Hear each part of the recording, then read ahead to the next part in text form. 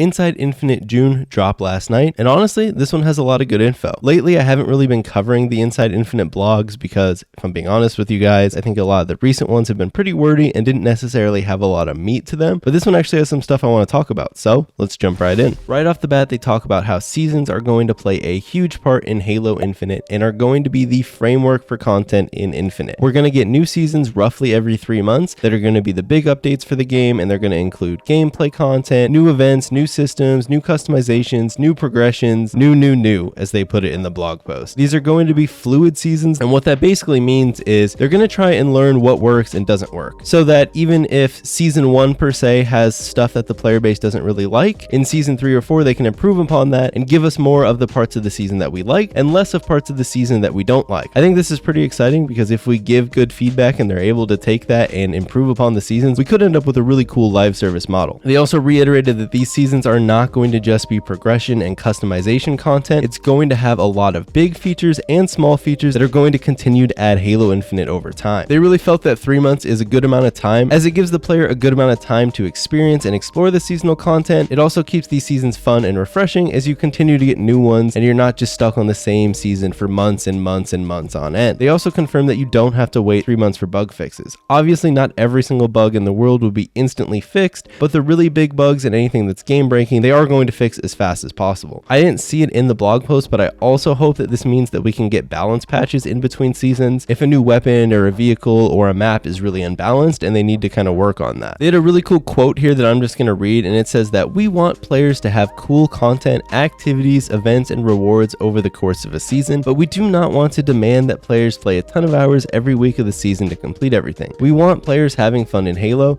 not grind like it's a job. I really love this quote because if we're being honest, a lot of games sometimes can feel like a part-time or even a full-time job with how much of a time commitment they are to actually finish seasonal and battle pass content. So I think this is really cool as they have taken kind of that approach. I do hope that there will be enough there for the hardcore players that are going to put in a ton of hours, but if it's anything like Halos of the past, those games have been able to be played for hours and hours and hours upon end without even many changes. So if the core gameplay of Halo Infinite is good, I'm not too worried about this one. The next section of the post goes into events. These are going to be fun things to experience and get different rewards. Almost every week they're going to be mixing up activities, kind of like they do now with rotational playlists, but probably to a whole nother degree in Halo Infinite. Certain quote-unquote big weeks are going to have events that have activities and specific reward tracks that you can earn during those events. They also confirmed that during these events the reward tracks are going to be free, which is pretty sweet. They also mentioned a feature called Fracture. So the Battle Pass and other main vectors are going to supply canon customization, so the armors and skins that you'd more associate with Halo, while the fractures and events are going to lean more into the wacky and different stuff. For example, in Season 1, the Uriah armor is part of a fracture. So I can't wait to see what kind of cool and wacky stuff that we get out of these fractures, because I won't lie to you guys, I'm a sucker for weird and out there skins and armors and all sorts of stuff. The next section is they go into how to unlock customization. A lot of this stuff we kind of already knew and it's just reiterating it, but I think it's good to go over it again. And some of it does expand upon knowledge that we already had. So there's going to be a free battle pass track and a paid battle pass track for every battle pass. There's going to be challenges, skill rewards, event rewards, legacy rewards like the Halo 5 Spartan Rank 152 coding, and then there's also going to be some campaign based rewards. Obviously this doesn't outline necessarily how much of each of the different reward type we're going to get, but this is really varied and has me pretty excited for all sorts of different things. Event rewards are going to be cool, skill rewards are going to be awesome. I loved in MCC when we had those rewards for hitting certain ranks in different playlists, and basically I just can't wait to see all the different ways that we can earn different cool stuff. They also talked about how in Season 1 they're going to have some giveaways, and probably in future seasons too, where certain weeks and days have a significance inside or outside of the game, so they're going to set aside pieces for players to log in and claim, kind of similar to how MCC now has those nameplates that you can log in and claim from time to time, but I imagine this will probably be a bit more than that. They go on to close out this section by just saying day one is just the beginning. Next section they talk more about why Infinite's Battle Pass is better, and they go on to say that they developed the Battle Pass in Halo Infinite to make sure that it isn't a grind and it's more of a supplemental reward stream for the time that you're already putting into the game and already enjoying. They talked about how they can't stand when you're playing a different game and you're basically just playing the game to complete the Battle Pass and it just feels like a chore. They reiterated that all of the Battle Passes are permanent, so even years down the line now you can come back and finish Season 1 if you want, and all Battle Passes are going to have free rewards along with premium rewards. They're really excited about how the Battle Passes aren't limited time access because they don't like that from other games, and I think this is pretty cool because we've already seen communities from other games asking for their Battle Passes to not be limited. Whether or not that actually happens is up in the air, but I think it's cool to see communities like Apex already pointing to Halo Infinite and saying, hey, look at the way they're doing battle passes. We want our game to do them like that. That kind of sums up the live service section of the blog post. The next section, they just go on to talk about Halo Waypoint. I won't talk about this one a ton because I don't think there's a whole ton there in terms of meaty news, but basically the new and improved Halo Waypoint and companion app can be used for news, to track upcoming events, customize your Spartan, look at progression, look at your multiplayer stats. It can be used on phone or PC, and it's actually going to support not only Halo Infinite, but also new content from MCC, and they showed Halo 5, and they actually even showed Halo Wars 2 in one of the pictures, which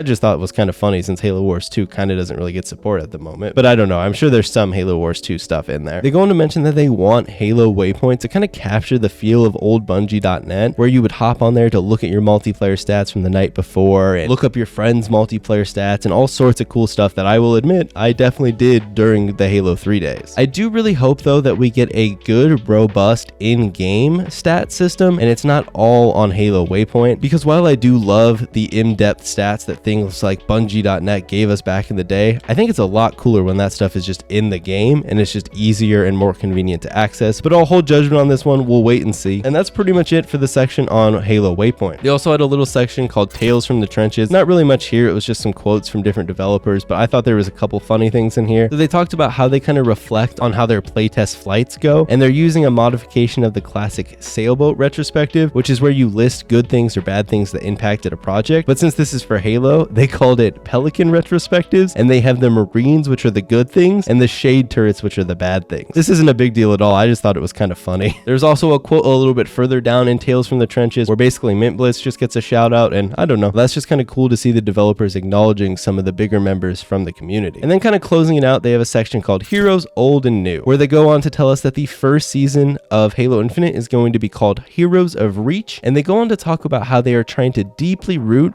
your multiplayer character in the larger Halo universe and actually give them a vital and active role in the Halo story moving forward. I'm really interested to see how this one plays out because it could be really, really cool. I think there's a good chance that multiplayer and campaign may be more intertwined than I had initially thought, and maybe we will be playing single player style missions or co-op style missions with our multiplayer Spartans at some point, rather than always just playing as the Master Chief. Although they do still say that Master Chief is the heart of Halo, so he's still going to have plenty of screen time in the game's campaign and everything like that. And that's pretty much it for everything in the blog post. There's also just some pretty pictures I thought we would look at real quick before we end the video. There's this first one that shows the Wild Kovan armor coating. So I think this is the same camo armor coating we saw in one of the screenshots that came out after the multiplayer overview and trailer. And I don't know, I just think it looks pretty cool. There's also a really cool cinematic image of the Yoroi armor, and it just looks badass. Although I will admit that if you would have posted this on the internet without the little Halo Infinite logo in the corner and I didn't already see what the Yoroi armor looks like, I would have never guessed that this was Halo art. But I think that might be a theme with some of the things that we see out of the Fracture, and I'm all for it. I think that's pretty cool. They also showed the Cadet orange armor coating.